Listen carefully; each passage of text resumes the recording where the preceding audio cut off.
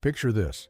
It's 3 in the morning in Slovenia, a country where basketball isn't even a top 3 sport, and someone just set their alarm to watch a regular season WNBA game. Not the finals, not an elimination game. A Tuesday night matchup in Indianapolis. Now multiply that story by millions. Fans in Singapore begging for exhibition games. Italians booking transatlantic flights for single games. Customs agents in Canada recognizing Caitlin Clark jerseys at the border. This isn't normal sports growth. This is a once-in-a-generation explosion, and the WNBA is fumbling it so badly, it's almost criminal. Because while fans from Rwanda to Chile are literally begging to give the league their money, the WNBA can't figure out how to ship a jersey internationally. We're not talking about complex logistics here. We're talking about basic e-commerce that Amazon mastered 2 decades ago. The demand is screaming in the league's face. The money is sitting on the table. And somehow, the infrastructure is nowhere to be found. But here's what really should terrify everyone involved. While this global fan base is organizing itself, setting alarms, and creating a movement, the league and the players' union are locked in a labor dispute that could destroy everything overnight. You've been commenting about this for weeks. You've seen the international posts. You've watched fans from dozens of countries flood every Fever announcement. You knew something massive was happening. And yesterday, the Indiana Fever accidentally proved just how right you were. They posted one simple question on World Basketball Day. Where are you cheering from? What came back wasn't just a response, it was a revelation. A masterclass in what happens when generational talent meets global hunger for women's basketball.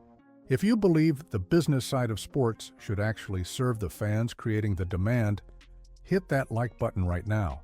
Because what we're about to break down exposes just how badly the WNBA is mismanaging the greatest opportunity in women's sports history.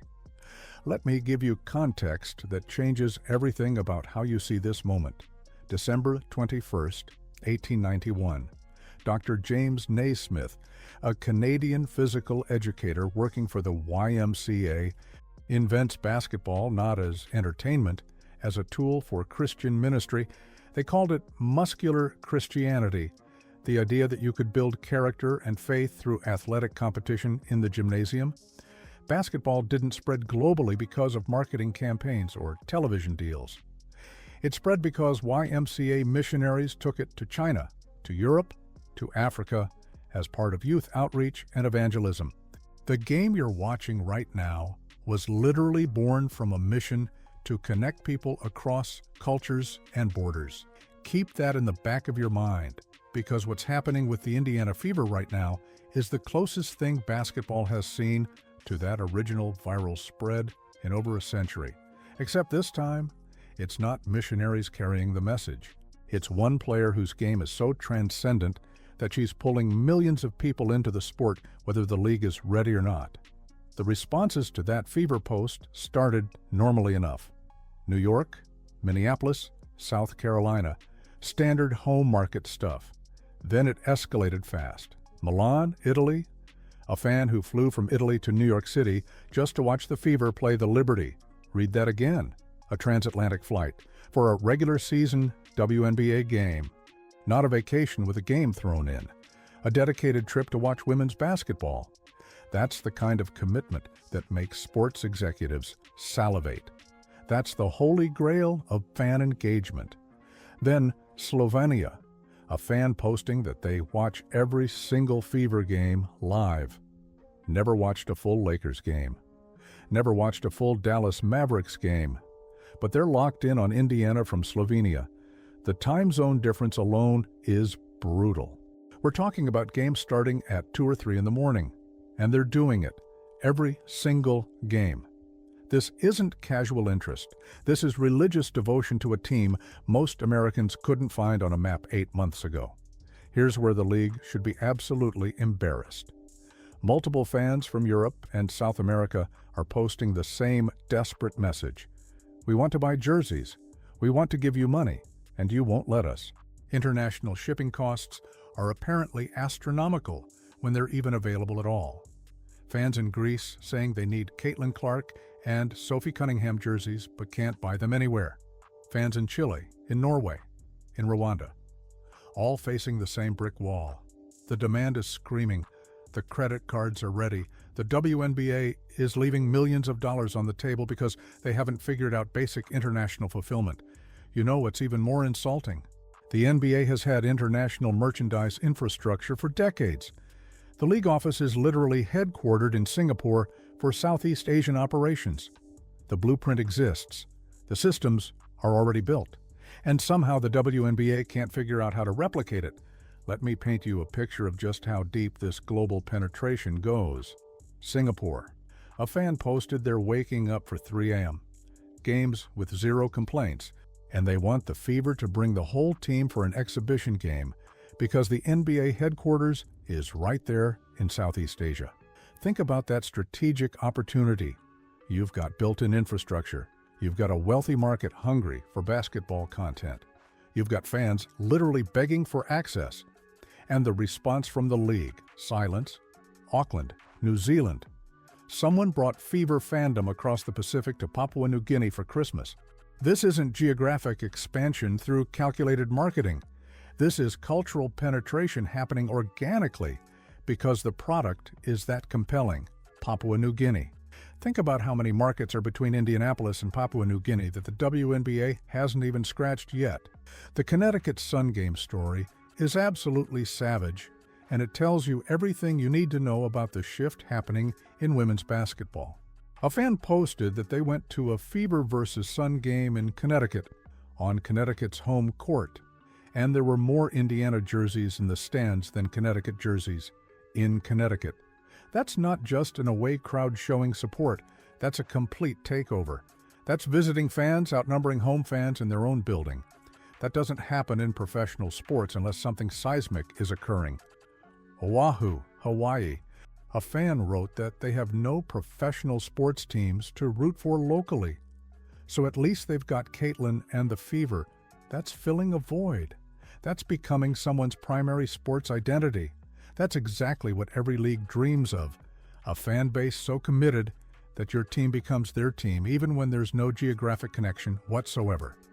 Washington, Illinois. A mom wrote that Caitlin brought her to watch college basketball. She followed her to the WNBA. And now she adores the entire Fever roster. That's the pipeline every sports property tries to manufacture. College sensation to professional team loyalty, multiplayer investment instead of single star worship. It's happening in real time, and the league is too busy fighting over contract language to capitalize on it. Let's talk about the diversity of this fan base, because it completely destroys every tired narrative about who watches women's basketball. You've got fans posting from Germany, France, the United Kingdom, Canada, Nigeria, South Africa, Argentina, Chile, different continents, different cultures, different languages, different time zones, all united by one team and the players who make it special. The photos fans are posting tell the real story. Young kids in Fever gear, elderly fans holding up jerseys, families traveling together to away games, even a dog wearing a Caitlin Clark number 22 shirt. This is multi-generational. This is international. And this is growing faster than anyone predicted. One fan in Chicago, deep in Sky territory, said friendships have been strained because they're maintaining their Fever fandom. That's the kind of sports passion that drives rivalries. That's what creates merchandise sales and long-term engagement. Another fan rode through Canadian customs wearing a Caitlin shirt, and the customs agent was also a fan. Let that register. When border security recognizes your jersey, you've transcended sports. You've become a cultural movement. That's the kind of penetration that advertising agencies spend millions trying to manufacture. And it's happening organically because one player is that good and one team is that compelling to watch. Drop a comment right now and tell me where you're watching from. Because this conversation is bigger than one video. We're documenting a moment that students will study in sports marketing classes for the next 50 years. Let the league know that the fans are here, we're global, and we're not going away. Now here's the reality check. that should scare everyone in the WNBA offices. Sue Bird herself said that in years to come, colleges will probably study this moment. Students will analyze how Caitlin Clark blew up the WNBA literally overnight. And she's absolutely right. This isn't normal growth. This isn't a steady upward trend line. This is a volcanic eruption of interest that caught everyone off guard, including the league itself. The difference between figuratively and literally matters here because we're not using hyperbole. Attendance numbers shattered records. Viewership ratings broke through ceilings that stood for decades. Merchandise sales exploded beyond what suppliers could handle. Social media engagement went nuclear. Every single metric that matters in sports business went vertical in one season. That doesn't happen. Except it just did, and the clock is ticking on whether the league can handle what it's been given. This is why the current situation is so desperately frustrating. You have this once-in-a-lifetime momentum. Fans are watching from Rwanda, from Papua New Guinea, from countries where basketball isn't even a top 3 sport. They're setting alarms for 3 in the morning. They're spending thousands of dollars on international flights. They're begging to give you money for jerseys and merchandise. And what's happening behind the scenes? A labor dispute that could derail everything. The WNBA and the Players Union need to understand what's actually at stake here. This isn't just about salaries and revenue splits and contract language. This is about capitalizing on a moment that may never come again. Lightning doesn't strike twice. Generational talents don't appear on schedule, and global fan bases don't materialize out of thin air.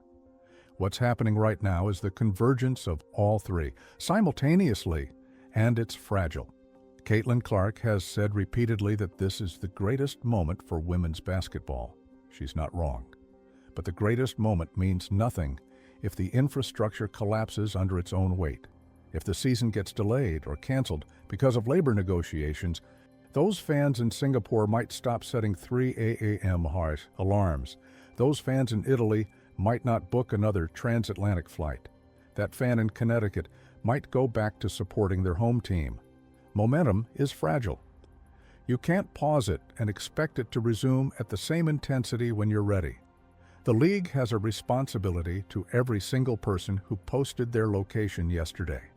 From West Des Moines, Iowa to Athens, Greece, from Honolulu to Cape Town. To get this figured out, these aren't theoretical fans. These aren't projected demographics. These are real people with credit cards ready, alarm clocks set, and passion that's being actively ignored.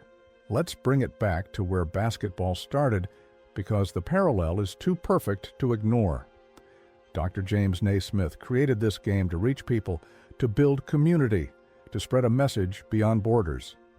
He probably never imagined it would grow to the scale we see today. But the core principle remains exactly the same.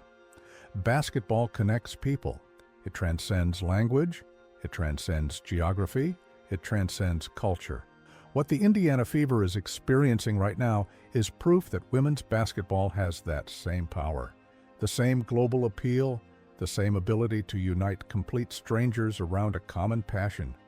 The question is whether the business side of the league can rise to meet the moment their athletes have created. Because as Caitlin herself would say, a rising tide lifts all boats. The influx of fans to Indiana hasn't hurt other teams. It's raised the profile of the entire league. Aaliyah Boston is getting the recognition she deserves. Kelsey Mitchell is finally being seen as the elite scorer she's always been. Lexi Hull has an international following. The sun, the sky, the liberty. Every team has benefited from increased attention, but only if the league capitalizes on it.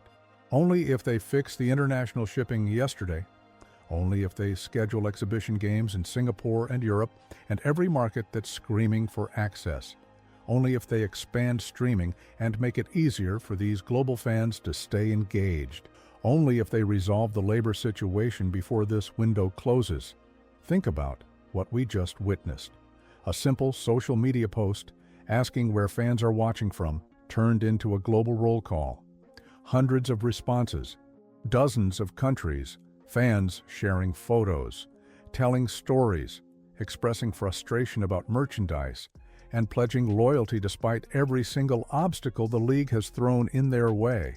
That's not manufactured hype. That's real, organic, passionate fandom. That's the foundation every successful sports league is built on. And it's being handed to the WNBA on a silver platter. So where do we go from here? The off-season is critical. International shipping needs to be solved yesterday. Exhibition games in international markets need to be scheduled now. Streaming access needs to be expanded globally immediately. And most importantly, the labor situation needs resolution because all those fans posting from around the world yesterday are waiting. They're invested.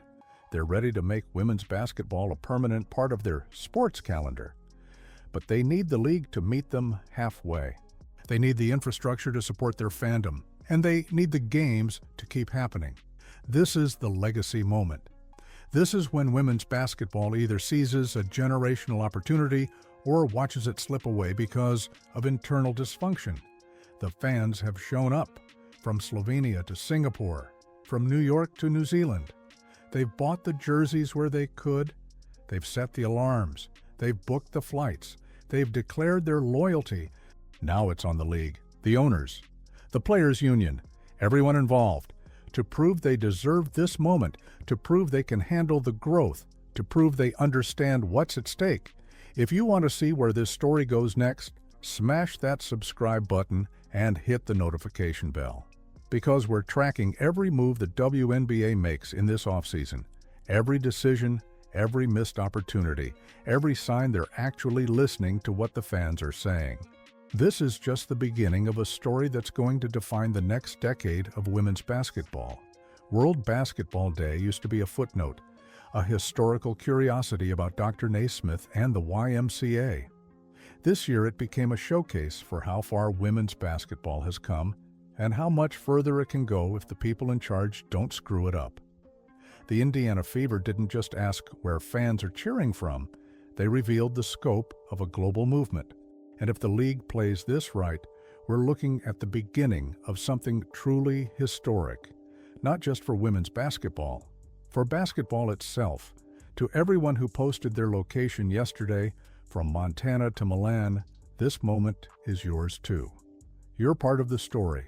You're the evidence that women's basketball has arrived on the global stage. And to the WNBA, take a long look at that thread. Read every response. See every country represented, and understand that you have something special here, something that doesn't come along often.